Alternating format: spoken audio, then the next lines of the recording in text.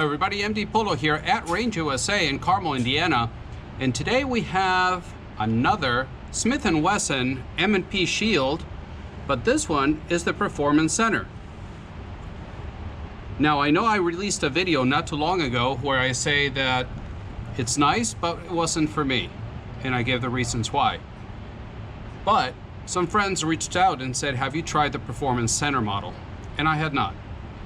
So I found this for sale here at Range USA, and I said, you know, used. It already had night sights installed and came with a bunch of mags. So I said, why not? Let's give it a try. Let's make a video and see where it goes. So here we are at the range shooting Blazer 124 grain. We are about 7 to 8 yards out, and let's see how we do.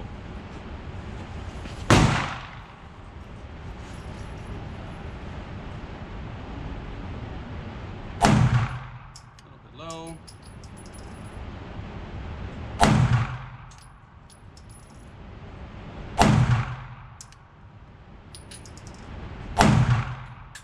Even more low. I think it's the texture on this thing.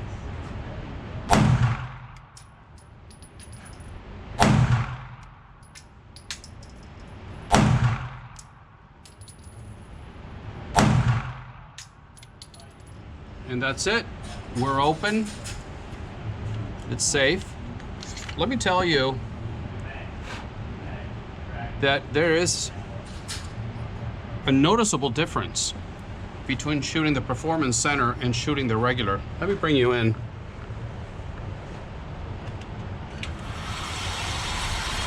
You can see here. Now, just getting used to the trigger, but those were me just being a little shaky. But not bad. Not bad at all. So I'm sure after some trigger time with this, it'll be a big difference. You can see the ports there. We'll see. This has some potential. Not a fan of the original one, but this Performance Center, maybe. Let's go to the tabletop. And I'm back from the range. Now that was not a stellar performance, but considering it's my first time really shooting the ported version of the M&P Shield, I was happy with that. And I shot it more since, and I'm getting better and better with it. In the video I uploaded a couple weeks ago regarding the Shield and how it really wasn't for me, the Performance Center version of it made enough of a difference that I'm starting to change my mind on this gun.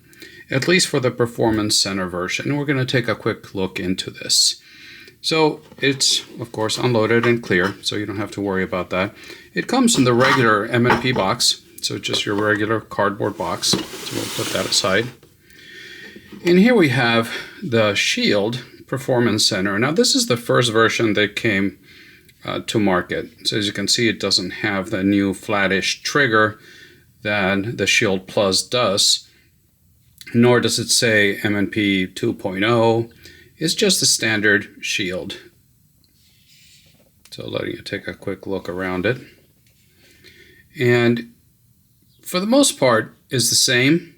There's been some changes where you can now get serrations in the front. You get the flat-ish trigger, which I think it is an improvement.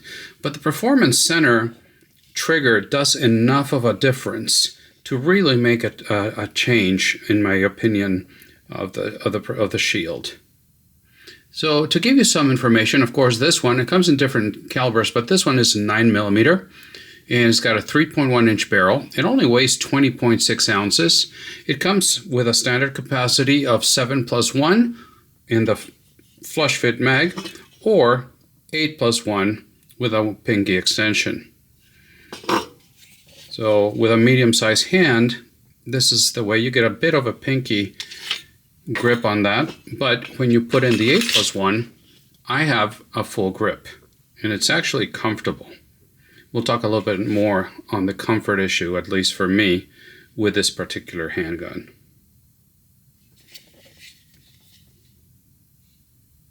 There you go. The original Shield was released in 2012, And the way you see it, even though it's got the porting and the night sights and upgrades like that, it is 100% stock as it came from Smith & Wesson. Starting at the top, the slide is stainless steel and it's got an armonite finish. The barrel is also stainless steel. And the Performance Center version, it's got a ported barrel. You can see the ports there. And as you can see them, they're on the sides, almost like a V6 or V12 engine where the cylinders are at an angle to the side. So that's important for a couple of reasons. Number one, there's not at the top, so the gases escape sideways and not straight up. So that's an advantage as far as your field of view. And it's also, if this was the optics ready version, the gases would not be escaping up the front and maybe throwing some gunk to the back of your optic or impeding your line of sight. So I think that was very well done and very smart from Smith & Wesson to put the portings to the side of it. Okay. And that's, if it'll focus correctly, that's how what the porting looks like. Trying to find the best light for you. Now originally you can get it with two different types of sights. You can either get them with fiber optic front and rear, and in that case would have been with a green fiber optic front and two red fiber optic back. That was not my preferred sights, if you will, but this came with night sights. So that's a much better picture for me. And these night sights, not sure who makes them for Smith & Wesson or if they make them in-house, but they work really, really well. They're nice and bright, and they're steel, so no complaints there. Now the frame, of course, is going to be a polymer frame. It's very, very thin. At 1 inch wide, it is extremely thin. Now the only complaint that I had about this is, and I had it with the other Shield as well, it's kind of tapers in towards the back of the grip. So it's not the most comfortable. It kind of creates, if you will, kind of a wedge shape like this. This being the back, kind of a wedge shape like this. So instead of having a little bit more of a flattish back, so it fits comfortably in the palm of my hand, it's kind of like a bit of a wedge. Now, it doesn't mean that I can't shoot it and shoot it decently, but it's not the most comfortable handgun in my hand. The other thing that I'm not a fan of is the texture. More importantly, the lack of it. And that was fixed in newer versions, the 2.0 and the Shield Plus.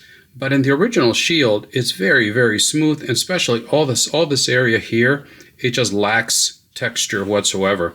So I had some Talon grip tape pieces laying around, and I just cut them to where I needed some texture, and I put it there myself. But I wish they had more texture up here. I also put some Talon little cut off over here of the Talon grip tape to help when you index. So it's a patch job for sure, but it did the job. Okay, so that's about the grip and the texture. Now the frame, as a whole, it feels good as far as the rigidity is not something that is very mushy. Some polymer grips, it's very easy. You can actually flex them just by pressing. This seems to be very high quality polymer. So no issues there. Going back to the slide, you can see here that it's got the chamber indicator. You can look in there and see if you got a round in there as well. And the extractor also will pop out a little bit and give you a tactile as well as a visual up here. But you should always visually inspect your chambers and not just rely on those issues there, on those tools, if you will. It does not have any front serrations, being the original model. It's got the normal wavy back here. They're not too sharp at all, but they do the job. And you get the Shield, the M&P Shield Performance Center, roll mark right there. Focus catch up. All the controls on this gun are single-sided, so if you're a lefty, you're not going to be in luck here, but everything is on the left side of the gun. And here is your takedown lever. You would just pull the slide back, lock it, pull it down, you release the slide, pull the trigger, and off it goes, and that's what you do. So you can clean it, maintain it, whatever you need to do. And the frame, that's what it looks like. Put it back together, just slide the slide in. There you go. It's kind of hard to do it around the camera. Lock it back, push the lever, release, and test for function. You're ready to go. Now while we're here and pulling the trigger, let's take a look at it here. As you can see, it's not like the new one that has more of a flat trigger. This was the original hinge trigger. And to me, when you look at it from the profile, it looks like a duck. But this is your safety right here. You can see it up here. So you gotta beat that safety, and now you can go all the way back. If without it, you pull up here, nothing's gonna happen. Okay, so charging the weapon. So we go here. I don't know if you can hear the mush, but it's much nicer than the original Shield. You get to the wall, you get a little tiny more creep, and then it breaks. The brake is really nice, it's smooth, tactile and audible, and then you reset there, and you go. It doesn't have, if you remember, if you saw my original video on the Shield, that one, which was not the Performance Center, had somewhat of a fake reset. You can hear 2 clicks before you got to the wall. This one, you're there, and it breaks right away. So much, much nicer than the original Shield. And actually, I can live with this. I don't need the flat trigger. I can actually just be perfectly happy with this one. Here's a closer look at the control I was talking about. You got your takedown lever here. You got your slide lock, slide release right here, which once, if you want to use it as a slide release, good luck with that. And the Performance Center does have a frame mounted safety, if you're into that. And as well, it is on both sides. Like in most Shields, you're going to find there's no pick rail up here for light or blenders, or like KS Gun Guy used to say, you can hang your little ninjas, whatever up here. It's just no rail up front. Sticking with the trigger area, you can see here the trigger guard is not textured whatsoever, but the opening here is not that big. As you can see here, I got medium-sized hands. We know the gun is unloaded, and that's how much room I have. So if you got bigger hands, thick fingers, or you're going to be using gloves, it's not a lot of room here. Now going to the mag release, it is very easy to operate. I can reach it without breaking my master grip, and it does a very good job at releasing the mags, even upside down. You can see how it just pops them out of there. Nice. So Smith & Wesson did a really nice job with that. So let me show you, I've been using a holster, so I've been carrying it. I have it right in here, and it is from Phalanx Concealment. I've been using his holsters for a very long time, veteran owned. There's a gentleman that also has a YouTube channel and podcast and all that, an ex-Navy SEAL, Sean Ryan. He's the one that turned me on to this years ago. And if you haven't subscribed to his channel, listen to this podcast. He's doing amazing work, Sean Ryan Show. He's the one that turned me on to the Phalanx Concealment, and he does fantastic job. His name is Alan at Phalanx Concealment, and just quality work. And I've been carrying this Performance Center in this Phalanx Concealment holster. And that's the way it looks. It's got very good retention and just absolutely Love his holsters. I got a bunch of holsters for different guns from him. So that's what I've been carrying it in this phalanx concealment holster. And this one's called the Dagger 2.0. It's all in carbon fiber, and they run around $70 or so. Again, I don't get anything from him. I don't have any affiliate links or anything. Just letting you know, passing on information on a holster that I really enjoy. What kind of cons can I find on this? Well, not many, to be honest with you. Besides, it's not the most comfortable gun in my hand because of that V, kind of like wedge shape that it's got back here at the end that I showed you, that I mentioned to you. Now, the other con that you might think is the capacity. In today's standards, to have single stack of 7+1 or 8+1, you may say, well, that's plenty. I shouldn't need more. And I'm sure there's a valid argument to follow that line of thought. But with today in guns the same size, if not even smaller, you're getting 10, 11, 12 or more rounds in the magazine. Is this something that it's viable? So would you consider that? Actually, that would be a good question for the comment section. If you'd like to let me know whether you think this 7+1, 8+1 in a Shield Performance Center is still something that you should look at today.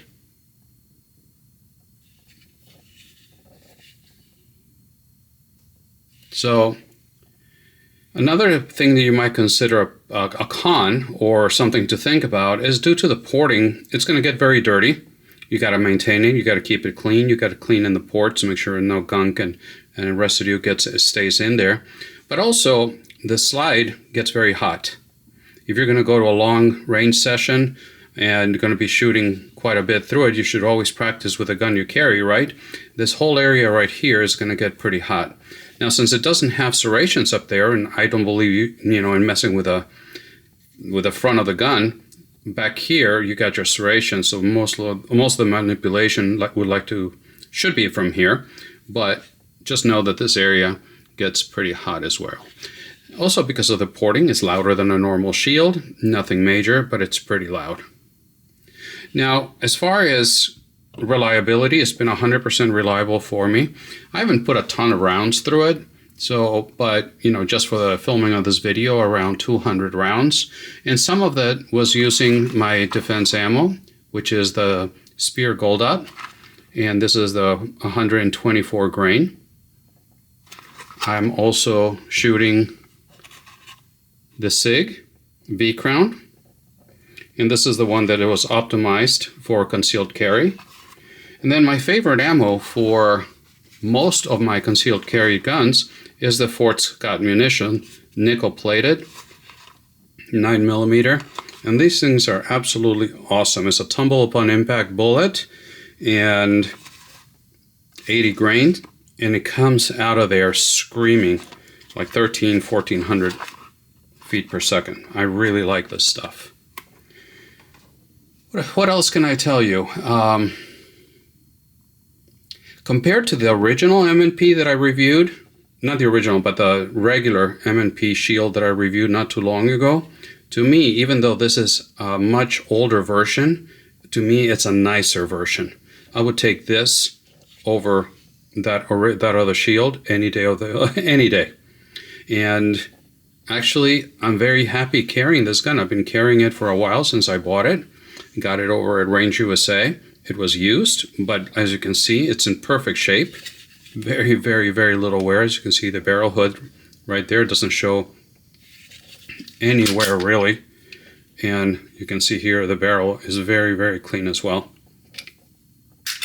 So very happy with this. So a couple things I'd like to know from you down in the comments section is, do you think this is still, being the original one, a viable option for today? Would you carry this with 7+1 or 8+1 in the magazines? And why yes, why no? That's what I'd like to know. Ooh, that rhymed. Anyway, thank you very much for stopping by. It kept you longer than I wanted to. But for those of you that thought that how can he not like the Shield? It's one of the all-time best carrying guns. Well, I found one that I do like. I haven't tried some of the newer versions of the Performance Center, the Shield Plus Performance Center. I have not tried that. Maybe if I find one at a decent price, I'll try it. But so far, this was a good buy, and I'm very happy to have it. So there it is. Let me know what your thoughts are. Thank you so much for stopping by and for spending some time with me. We're getting close to the 20,000 subscribers, and I appreciate all your support and you sticking with me while I learn this craft, which I'm still a baby at. Please remember that I upload videos every Friday morning, and when I can on Wednesday mornings as well. I'm uploading at the same time to Rumble and posting at Instagram, although less, and posting more to Twitter. So if you'd like to give me a follow there as well, I would really appreciate it. So once again, thank you so much for stopping by, and until the next time, God bless.